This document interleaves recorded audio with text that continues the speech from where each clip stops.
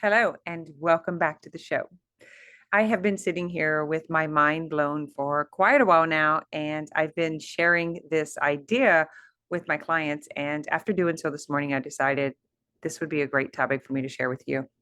So I had this awareness, this cognition around something that has been plaguing me my entire career. So if you are a change worker, if you are someone who is helping others help themselves, you're going to want to hear this. I was thinking about this word. The word is ignorant. I used to say, when I was talking about someone who just simply wasn't understanding, I would say it's this innocent ignorance, as if I needed to put innocent in front of ignorant.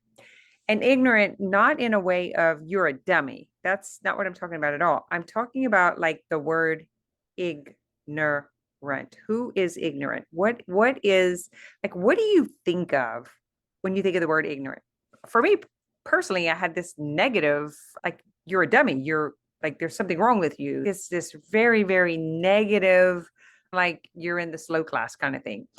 And after playing around with this for a while, because I was justifying, excusing, explaining, and rationalizing. So, for those of you that have been listening to the podcast for years, you know that I use this jeering, JEER, jeer. People who jeer are justifying, excusing, rationalizing, and really they're making reason. They're making reason of why something is the way it is. And this is a subconscious play. The only reason that we justify, excuse, explain, rationalize, and give reason is because we're trying to rationalize and judge it for ourselves. We're trying to make reason of it, we're trying to understand. So I was playing with this word, ignore, first of all. And then I had a moment and I was like, holy smoke. Wait a second.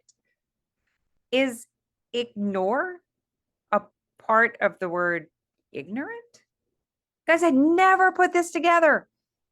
Like, not even close. Like, ignorance, ignore, ignorant. I'm still sitting here with my mind blown wide open. And let me tell you why. Let me tell you why that's important. If you're a change worker, if you're someone helping other people help themselves, if you're a helper, if you're a healer, if you're someone who is in the healing arts, in wellness, personal development, self-help, this could change your entire business and world and your personal life. It did for me. So I'm sitting here thinking about this word or this part of a word. And I was like, wait a minute. Wait a minute.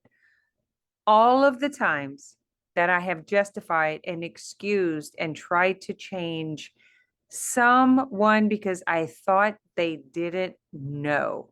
That's what ignorant was to me. I thought they didn't know.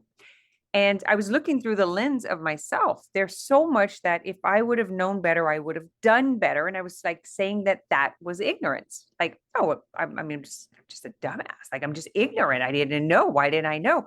I wouldn't have done the things that I've done. Well, in this moment, I realized there is another side to that. And it is choosing to ignore. Ignorant is choosing to ignore.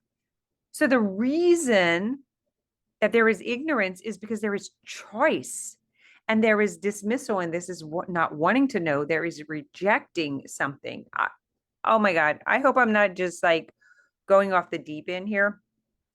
This just blew all of these random excuses and reasons and justifications and excuses. It blew all the excuses that I was holding on to so tightly because I thought it was innocent ignorance. I had no idea that people were choosing to ignore. But now that I believe more deeply in people, like actually knowing truth and knowing right from wrong and knowing justice and ethics and morals, like I just have more trust and faith in people in general. Now that I'm realizing this, I mean, I just like broke into laughter. I was like, all of my career. I have done this 30 something, all of my life. I've done this. I have made so many excuses and justifications, and I've explained it. And I've actually trained my team to do the same, which I'm like trying to correct now. Like, hold on, hold on, hold on. It's almost like new truth has entered the building. Wait a minute.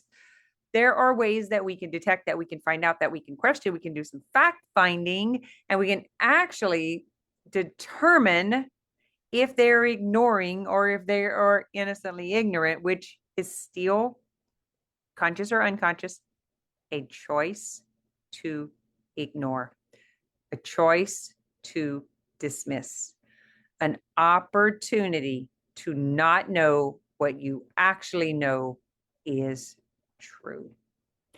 So, for those of you, I've used the word like wounded healer or woundology, the people that were trying to fix and mend themselves that got into this work.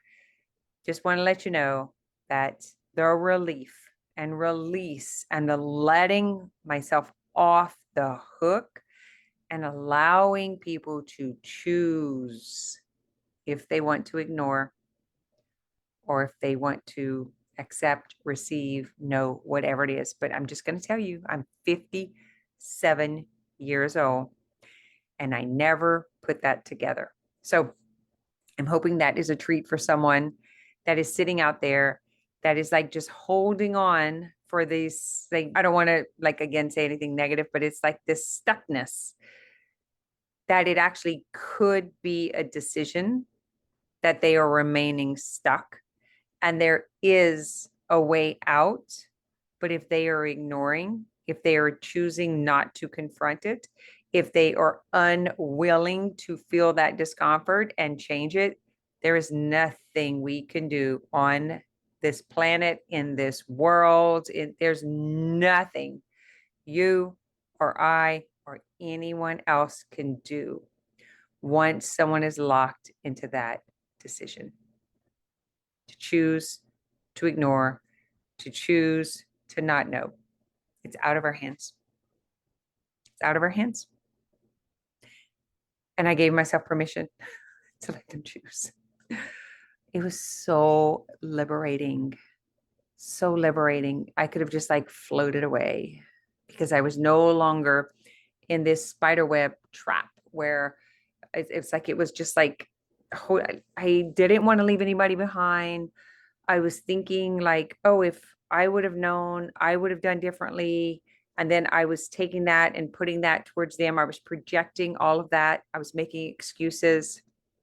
So if this is you, and if you are suffering because your clients are suffering and you are almost suffering more than they are, wanting them to change and trying to control this situation, it's like I've had degrees of this in the past, but not to this degree. This is completely liberating. I feel very happy. I feel joyful. I feel hopeful. I love everyone and where they have chosen to be. I can do that. I can grant them that because I can now see it for myself and see where I was. This subconscious sabotage or this roommate or this voice, these limitations, these self-inflicted limitations are so strong you actually can't see the difference. And over the years, it gets bigger and bigger and bigger until it consumes you and then squashes you. And that's not our fault until we choose to ignore truth. We choose to ignore what our gut is saying. We choose to ignore a way out. That is when it is our fault. And that is ignorance because we choose to ignore. We ignore the signs, the red flags, the warnings, what people are doing to us. We choose to ignore that. And then we put it under the umbrella of being good people, being Christ-like, being Christian or whatever, like we put it under this bubble of it's being good, but it's actually not serving anyone, especially not us.